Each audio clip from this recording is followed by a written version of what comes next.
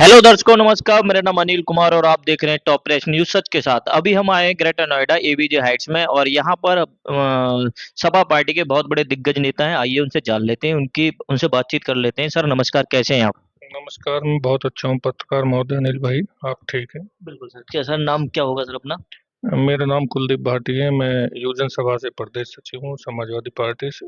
अच्छा। तो हम्म, सर आप ये इसमें पार्टी में कितने साल से काम कर रहे हैं?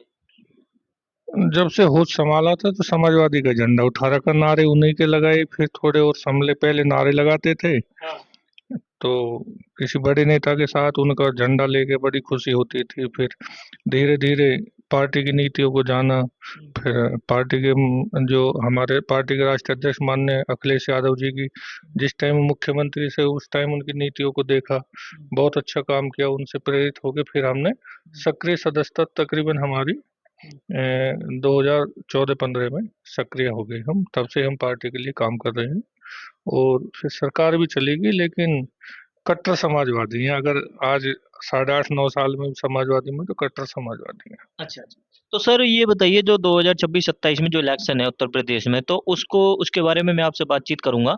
तो सर उसके लिए प्लानिंग क्या है आपकी पार्टी की? ये जो जितने भी बड़े-बड़े नेता हैं और माननीय मुख्यमंत्री जी के थ्रू कोई न कोई बातचीत ऐसी होंगी कि हम इस तरीके से इस लेवल पर काम करने वाले हैं, क्या है?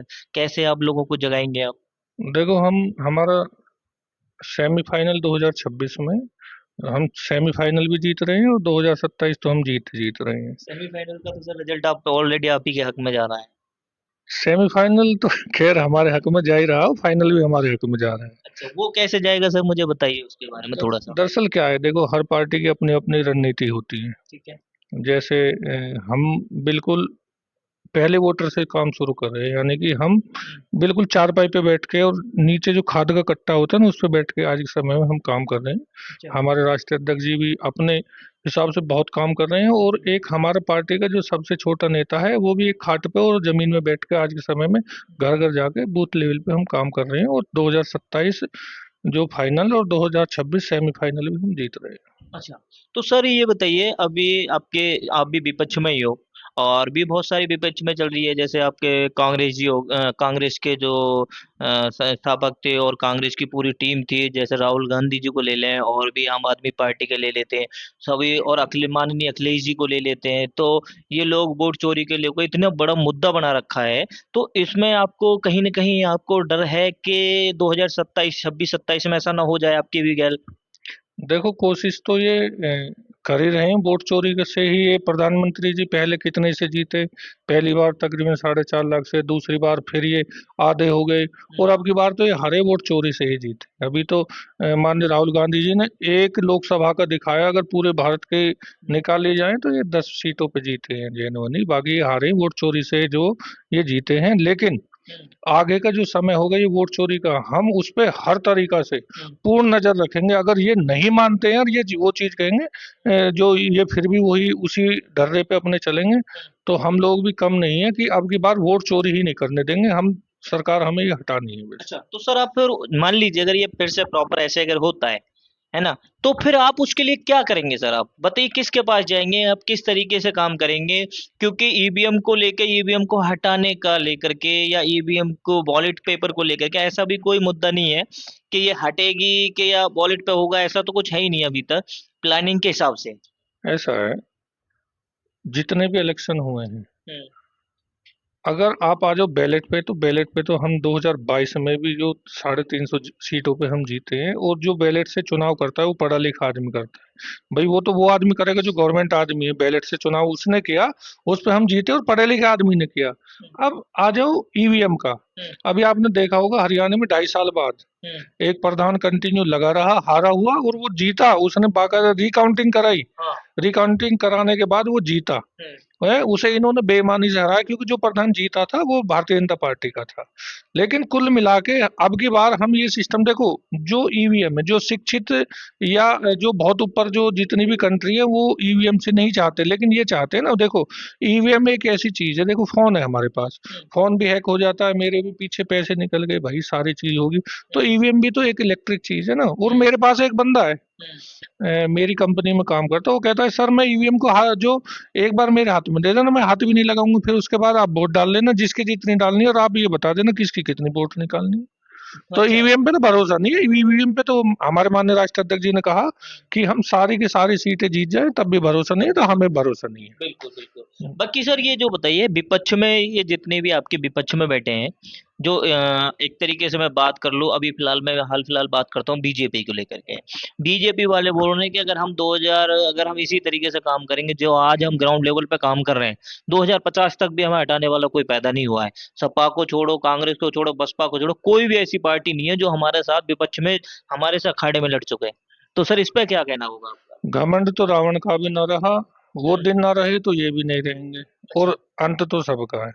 तो अंत तो सबका है और इनका अंत हो गया, चल गया। हर आदमी, अगर आप जो पब्लिक में जाओगे, पब्लिक में इनको गालियां मिलती हैं। हाँ, मोदी जी जहां जाते हैं, हाँ, आज जीडीपी की स्थिति देखिए, जो इन्होंने मित्र बना रखे हैं, आज पड़ोसी जो देश हैं हमारे, हुँ, उनसे सबसे जो कट हो रखी है। हुँ, अभी ये चीन भी चीन चले गए। चीन से हमारे सद्य नेताजी ने कहा था कि हमें डर पाकिस्तान से नहीं, पाकिस्तान की तो औकात ही नहीं है वो हम पे हमला कर दे, कभी भी हम पे कब्जा कर ले। हुँ, हमें डर चीन से है। हुँ, और ये फिर वहीं चीन में पहुंच गए। कोई ये कहने वाला, मतलब मैं आपको ये बात बता रहा हूँ, मीडिया हुँ, मीडिया ये नहीं दिखा सकते कि इन चीन ने हमारी कितनी जमीन पे कब्जा कर रखा है, ये वहां जा जाके बैठ रहे हैं।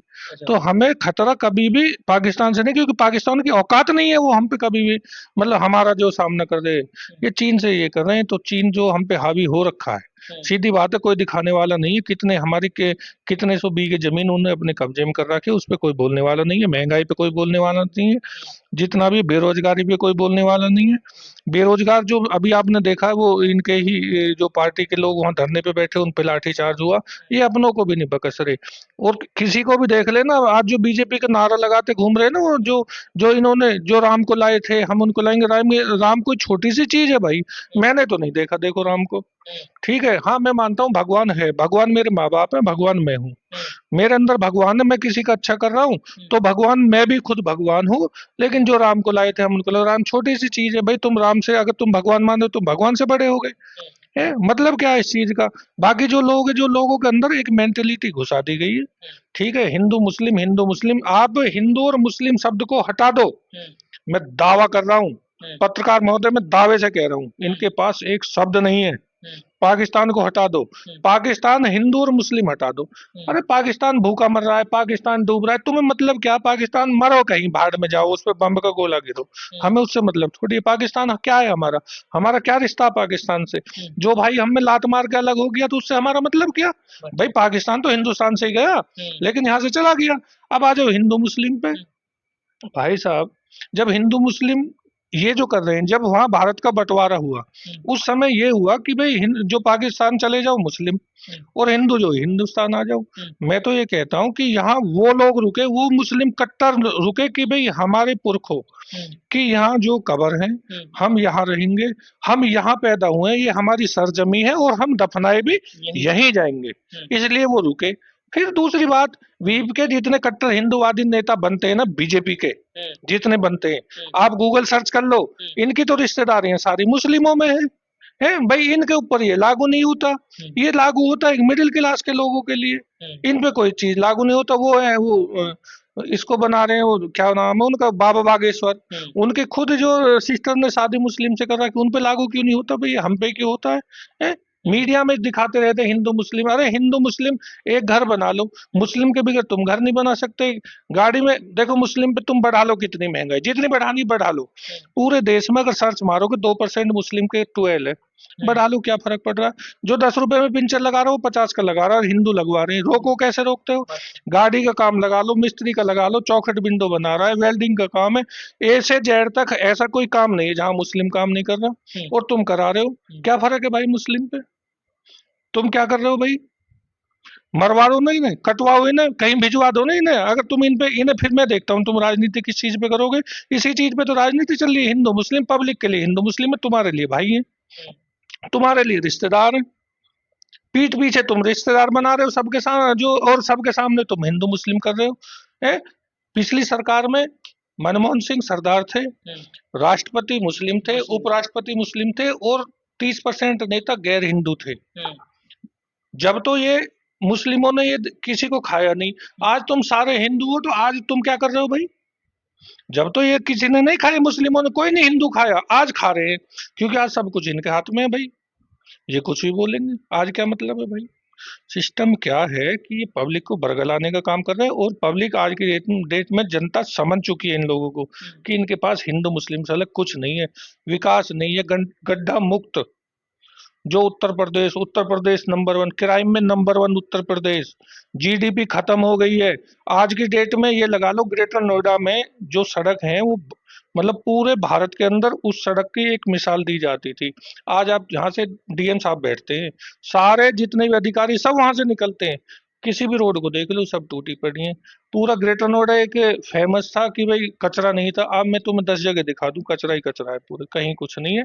दलाली चल रही है, सब अपने घर बना रहे हैं बीजेपी के नेता, और कुछ नहीं है, कहीं पटल पे कोई काम नहीं है, पब्लिक समझ चुकी है। सर ये कह रहे हैं कि आप ये बताइए, आपने बोला कि रोजगारी पे काम नहीं कर रही है, लोग रोजगार पे काम नहीं कर रहे, महंगाई इतनी हो चुकी है, तो आप मुझे ये बताइए क्या रोजगार नहीं दे रहे ये लोग कहाँ हैं? रोजगार दे रहे महंगाई इनके हिसाब से कम नहीं हुई आपके हिसाब से? क्योंकि इनके हिसाब से तो कम हो हैं? चुकी है। एक मिनट, एक राजा के पास बनिया गया, बनिया ने कहा जी कि मैं 5 रुपए की रोटी मैं इसको 10 की करूंगा। क्यों करेगा तू 10 की? 10 की क्यों करेगा? नुक जी वो उसके जो वजीर है उसने बताया जी ये आपको 2,000 रुपए दे रहा है। तो उसने कहा ए, रुपए की जरूरत नहीं है मुझे, एक काम करिए, 5 रुपए नहीं बढ़ाने तुम्हें, तुम इसमें 15 रुपए बढ़ाओ। तो 20 रुपए की रोटी होगी, जनता रोड पे उतरी, पहुंची राजा के पास। राजा ने कहा हाँ भाई ये गलत करा लाला जी, सबको पकड़ के लाओ, ये करो वो करो, और ये रोटी मैं 12 रुपए कर देता हूँ। 8 रुपए कम कर दिए, जनता ने ताली बजा दी। अरे भाई 6 रुपए, अब क्या लाला 10 रुपए चाह रहा था, 5 रुपए बढ़ाना 10 रुपए का, लेकिन लाला से कहा अभी 5 रुपए मुझे चाहिए, और जो है तू 2 रुपए बढ़ा ले। मतलब कहीं ना कहीं आपके हिसाब से कहीं ना कहीं जनता को गुमराह किया जा रहा है इस लेवल के हिसाब अब से। और क्या गुमराह करेंगे, आपकी आंखों के सामने जीएसटी देखो कहाँ पहुंचा के क्या किया है। नहीं सर, अब तो 22 तारीख, मैंने यानी जो कल कल मैं, 22 तारीख है, सॉरी, कल परसों में जो 22 तारीख है उसमें जीएसटी को घटा दिया गया है। कुछ हाँ, कुछ चीजों से घटा अरे दिया भाई गया मैंने है। वही चीज तो बताई है, रोटी 20 रुपए की करो, हाँ। और अब उससे कमीशन चाहिए डायरेक्ट अलग से जो नेता को, वो अच्छा। 5 रुपए का कमीशन मुझे चाहिए, तुझे तो 5 रुपए नहीं बढ़ाना, 2 रुपए, 7 रुपए उसे मिले, 12 रुपए कर दिए, 8 रुपए में जनता खुश हो गया मामला। जनता खुश होगी भाई, 8 रुपए कम कर दिए जो राजा ने। ये भाई साहब इनके ऊपर कोई चीज लागू नहीं होती, ये लागू होती है विपक्ष के। अब 2014 के बाद जो मुस्लिम है वो मुस्लिम हुआ, और जो हिंदू है वो हिंदू हुआ। 2014 से पहले भाई भाई थे, और जो समझदार है वो आज भी भाई भाई ऐसा है। क्यों बोल रहे हैं सर, पहले भी थे वो चीजें। क्या? आप ये 2014 के बाद जो चीजें बता रहे हैं आप, कि भाई मुस्लिम मुस्लिम थे या भाई भाई थे, या पहले नहीं थे क्या लोग, ये पहले अभी इन्होंने धर्म परिवर्तन किया है क्या, प्रेस है? बताइए सर मैं उसमें। क्या कह रहा हूँ, इनकी नजर में मुस्लिम 2014 के बाद मुस्लिम हुआ, उससे पहले नहीं हुआ। उससे पहले तो भाई जो सरकारें थी वो सब भाई भाई मानती थी। अच्छा, मतलब हाँ, आपके आपके कहना ये है कि इन लोगों के हिसाब से बना सारी चीजें। इन लोगों के हिसाब से भाई साहब देश भी आजाद 2014 में हुआ है। और मैं तो ये कहूं कि जो ये आजादी जो 15 अगस्त में ना मनाए, हाँ। ये जो इनका जो 2014 में जो देश इनके हिसाब से आजाद हुआ, आजादी है वहां मनाए। और जो पब्लिक की नजर में ये जो मुस्लिम मुस्लिम और हिंदू हिंदू कर रहे हैं ना, ये अपने जितनी भी रिश्तेदारियां वो खत्म करिए, अच्छा। और उजागर करो कि भाई हमने इनसे नाता तोड़ दिया है, इनके लिए लागू है। जो लोग हैं बाकी उनके लिए लागू नहीं, उनके लिए हिंदू मुस्लिम है इन पे। मतलब आप जाओगे एक, भाई मेरे पास क्या है, झोला उठा के चला जाऊंगा, है जो राम को लाए, राम छोटी चीज नहीं, बेटी बचाओ बेटी पढ़ाओ। जो जो माननीय नरेंद्र मोदी जी प्रधानमंत्री है, उनकी जो मिसेज है, भाई साहब मैं एक तथ्य की बात बता रहा हूँ, जो उनकी मिसेज है वो किसी की बेटी है, वो भी तो किसी की बेटी है। जी है, आपने उससे शादी करके छोड़ दिया भाई, मतलब क्या है? अरे तुमने पति धर्म निभाया कहाँ है? तुम सिंदूर बांटते डोले, जब इन पे लठ बजाना जगह जगह सिंदूर, अरे पत्नी को सिंदूर पहुंचा नहीं रहा, घर घर सिंदूर पहुंचा रहा, वहां लठ बजा। तो जब इन्होंने सिंदूर बंद किया, आपने भी देखा होगा कि घर घर सिंदूर है। तो क्या है? तो सर सिंदूर ऑपरेशन था वो सर। हाँ, सिंदूरी ऑपरेशन जो कर्नल सोफिया है, हम्म। कर्नल सोफिया के लिए इनका एक कैबिनेट मंत्री है और आज भी कैबिनेट मंत्री है, उसने क्या बोला था? हम्म। ये पीछे आपने वो देखा होगा, माननीय डिम्पल यादव जी के लिए मौलाना रशीद ने, खैर उसका इलाज तो हो गया, हम्म। ठीक है। वो हम बाबा साहब जो अंबेडकर के जो सिद्धांतों को मानने वाले लोग, देखो गलत हमने भी किया, हम्म। लेकिन जब इन्होंने कोई काम नहीं किया तो मजबूरी में हमें काम करना पड़ा। हम्म। लेकिन ये सदन के बाहर तख्ती लेके खड़े हो गए हम्म। हैं। लेकिन क्या तुम सिर्फ और सिर्फ डिम्पल यादव जी के लिए क्यों खड़े हुए? पीछे इकरा हसन जी के लिए खड़े नहीं हुए, आप कर्नल सोफिया के लिए खड़े नहीं हुए, आपका जो कैबिनेट मंत्री है, आप मणिपुर के लिए खड़े नहीं हुए। ये सब दिखावा करते हैं, जनता इनको समझ चुकी है और जनता इनमें अब की बार वोट की चोट ऐसी देगी, जीरो करके भेजेगी तो इनको। सर मैं काफी समय से इंटरव्यू लेता हूँ लोगों नेताओं के। बहुत मैंने ग्राउंड लेवल पे भी काम किया है, तो कुछ लोग बोलते हैं उत्तर प्रदेश में जो है शिक्षा पे बहुत अच्छा काम किया गया है। और आपके हिसाब से मैं थोड़ा जानना चाहता हूँ किस लेवल पे काम हुआ है सर, आपके आसपास में किसी ने देखा, आपने देखा कि यहाँ पर शिक्षा पे बहुत अच्छा काम किया गया है। हम जिला गौतम बुद्ध नगर में रहते हैं और उत्तर प्रदेश का क्या, भारत का सबसे हाईटेक जिला है ये। उत्तर प्रदेश का राजस्व शायद 70% सिर्फ गौतम बुद्ध नगर से जाता हो, 30% पूरे उत्तर प्रदेश से। हम्म। मैं एक अपने गांव को लेके बात करता हूँ, मेरे गांव में गवर्नमेंट स्कूल है हम्म। और गवर्नमेंट स्कूल को ये अभी पीछे इन्होंने सिस्टम चला दिया था, स्कूलों को एक दूसरे मर्ज गांव करने में मर्ज करना। मर्ज करने का। हम लोग रोड पे उतरे, अच्छा। हमने पीडीए पाठशाला चला दी, हम्म। करो ये आप मर्ज कैसे करो हम्म। भाई साहब। तो इन्होंने अपना जो आदेश है वो वापस लिया। इन्होंने एक काम भाई साहब आप सोच नहीं सकते, वाकई मैं धन्यवाद देता हूँ जो योगी जी को, हम्म। ऐसा काम किया इस उत्तर प्रदेश में। मेरे गांव में पहले आदमी को अगर शराब लेनी थी तो वो दादरी जाना पड़ता था, तो 6 किलोमीटर का पैसा ऐसा बचाया भाई साहब इन्होंने। हम्म। मेरे गांव में आज 4 ठेके हैं शराब के। मतलब ये सर ये उपलब्धि है या अरे ये सर गांव को बर्बादी करने की निशानी है सर ये। अरे भाई साहब देखो, जिसकी जैसी फितरत होगी ना हम्म। वो ऐसा ही काम करेगा। ठीक है, चिलम और गांजे का मुझ पे नाम मत लिवाओ, वो नशा नशा ही होता है, उसको ज्यादा बढ़ावा दे। मेरे गांव में 4 ठेके हैं भाई साहब, ये फायदा नहीं किया योगी जी ने। भाई जो शराब पी रहा है आदमी वो सोचता था यार दादरी जाएगा यार कैसे करेगा, हम्म। है, लेकिन आज तो गांव में सारी फैसिलिटी है भाई, 4 ठेके हैं, हम्म। इंग्लिश बियर देसी सब मिलता है, कोई दिक्कत नहीं है। हर गांव में आप देखोगे इन्होंने ठेकों पे सबसे ज्यादा जो शराब के ठेके पे बढ़ावा दिया है, हम्म। और शिक्षा जो जीरो कर दिया इन्होंने।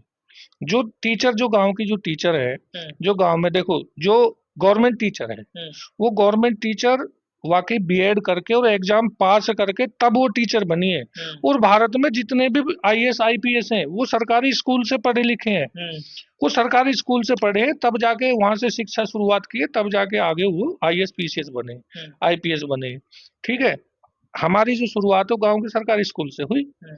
और गांव में टीचर को कोई काम नहीं था, सिर्फ बच्चे को पढ़ाना। आज क्या, आज वोट बनाओ, ये बनाओ, बीएलओ वीएलओ दुनिया भर का सिस्टम उनके लिए दस बना दस दिया, काम बांध दिए उनके बहुत लिए। काम बांध दिया। अब दूसरा सिस्टम क्या है, हम्म। प्राइवेट स्कूलों पे इतना बढ़ावा दिया क्योंकि वहां से पैसा आता है, हम्म। वहां से कमीशन आता है। अब मैं तो ये कहता हूँ, अब प्राइवेट स्कूल में भी चलो, मैं बच्चे में पढ़ा रहा हूँ प्राइवेट स्कूल में, क्योंकि सरकारी में तो मैं इसलिए नहीं भेजूंगा क्योंकि टीचर पढ़ाएगा नहीं, क्योंकि उसको काम इतने दे दिए, हम्म। काम इतने दे दिए, उसको पढ़ाई का समय नहीं है। हम्म। वोट बनाना है, वोट काटना, और पोलियो वोलियो दुनिया भर का क्या क्या सिस्टम, मतलब बहुत काम दे दिया उसे। अब प्राइवेट स्कूल में क्या है, अगर मेरा मेरा बेटा 5 क्लास में है और मेरी बेटी 6 क्लास में, अगर मेरा बेटा 6 क्लास में जाता है हम्म। तो पहले क्या होता था, मेरी किताब आपने ले ली, हम्म। आपकी किताब उसने ले ली, किताब भाई साहब 5 5 10 10 साल चलती थी। चलती थी।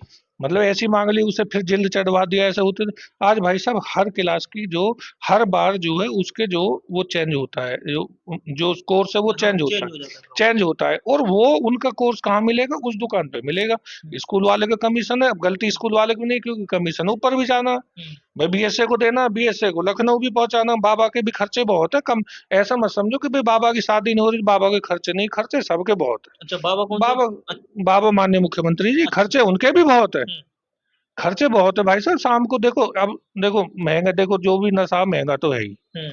ठीक है, तो बाबा वहाँ उसमें लीन है, हम्म। कोई दिक्कत नहीं है। और बाबा जो, अब एक चीज बताओ, हम्म। आस्था पे आ जाओ आप, कोई मस्जिद में नमाज पढ़ रहा है तो वो भी भगवान को याद कर रहा है, कोई मंदिर में जा रहा है तो वो भी भगवान को याद कर रहा है, कोई चर्च गुरुद्वारे में, याद है सब भगवान को ही कर रहे हैं। हम नंगे पैदा हुए हैं हम्म। सभी लोग, हम्म। हिंदू मुस्लिम इस नीचे आके बने हैं हम, भगवान ने तो हमें नंगे पैदा किया और जब हम जाएंगे तो नंगे ही जाएंगे। हम्म। लेकिन क्या है, जो ये खर्चे बीच बीच में जो है ना, ये बाबा के जो है, हम्म, ये खर्चे ऐसे बना दिए, खर्चे सबको अलग अलग कर दिए हैं। हम्म, और बाबा के खर्चे जो है ना, ये सारे वहीं जाते हैं। हम्म, सारा सिस्टम है हम्म, बाबा के, वहां से चल रहा है। बाबा को अधिकारी गुमराह करते हैं। हम्म, और बाबा गुमराह है ही, बाबा रहते हैं हर टाइम नशे में। हम्म, ठीक है, वो अपने चिलम फूक रहे हैं बाबा, और मजे ले रहे हैं। कुछ नहीं है, गड्ढा मुक्त कहीं नहीं है। मैं कहीं भी चले जाओ, किसी गांव में चले जाओ, किसी रोड पे कहीं, ये सारे जो सिर्फ जुमलेबाजी है, सिर्फ माइक पे जो मंच पे बोलते हैं, बाकी कोई पटल पे कोई काम नहीं हो रहा। पुलिस क्या कर रही है? पुलिस एक छोटे से अपराधी को पकड़ती है, जो वो उसके जो गोली मार दी उसको, हम्म, एनकाउंटर होगा, मुझे पता है कैसे एनकाउंटर होता हम्म। है। मैंने देखा है एनकाउंटर कैसे होता है, इन आंखों से देखे, लेकिन कहे कौन?